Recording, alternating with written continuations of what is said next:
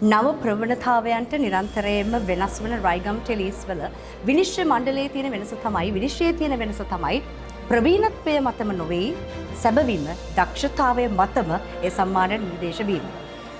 ලංකාවේ විශිෂ්ටතම රංගන ශිල්පීන් ගණයේ නිර්දේශව සිටින රංගන ශිල්පියෙක් එක්කයි මම එලා වෙන්නේ. අකලංක ප්‍රභාෂ්වර.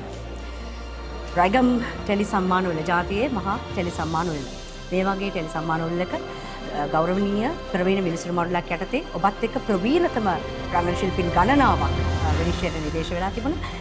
ඒ අතරින් සම්මානයට නිර්දේශ වෙන්න තරම් ඔබ සුසුකම් ලැබුවා. මොකද හිතෙන්නේ නවක කියන්නේ බෑ. හැබැයි තවමත් තරුණ අවදියේ ඉන්න රංගන ශිල්පියෙක් විදියට. සතුටුයි මුලින්ම පුත් අටුවාටික අවශ්‍ය නැහැ. මට මාර සතුටුයි.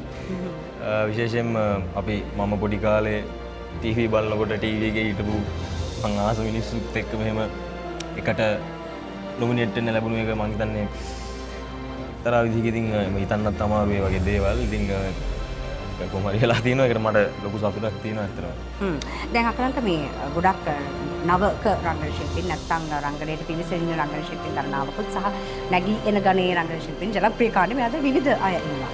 මේ අද දැන් ඔබට යමක් මේ සමාජයට එකතු කරන් තියෙනවා. ඔබ වේදිකාව සහ ඒ හැමතැනම මම දැකලා තියෙනවා ඔබ ඉතාම කැපවීමෙන් සහ ඒ අදාළ චරිතයට අවශ්‍ය කරන සියලුම පරිචයන් එකතු කරන රංගන ශිල්පියෙක්ද මම දැකලා තියෙනවා. ඒ නිසා ඔබට යමක් එකතු කරන්න පුළුවන් තරුණී රංගන ශිල්පියෙක්ද මේ මෙහෙවර ඉදිරියට ගෙනියන්න අප මොකද්ද කරන්න ඕනේ මේ ශාස්ත්‍රය වෙනුවෙන්? මං හිතන්නේ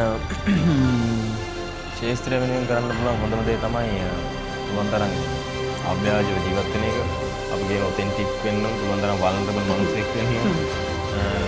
ඉතින් මොකද අපිට සමහර වෙලාවට අපේ දෛනික ජීවිතේ අපි එන්න යන්නේ පොඩ්ඩක් හරිම කාර්ය බහුල හරිම මොකද කියන්නේ හරිම ටයිට් මේ අපි හරිම තනි වෙලා ඉන්නේ. මම පුළුවන් තරම් දයාලුවෙක් ආශ්‍රය කරන්න ඕන. හොඳට මේ Tamanට කියලා විවේක බුද්ධියක් තියෙන්න. ලෝකෙට කියලා දේවල් අඳුරගන්න නේද? අඳුරගන්න ඒ වගේ දේවල් වලට වෙලාව තියාගන්න සහ පුළුවන් තරම් අව්‍යාජ මිනිස්සෙක් විදිහට ජීවත් වෙන්න පුළුවන් නම් ඒක හොඳයි.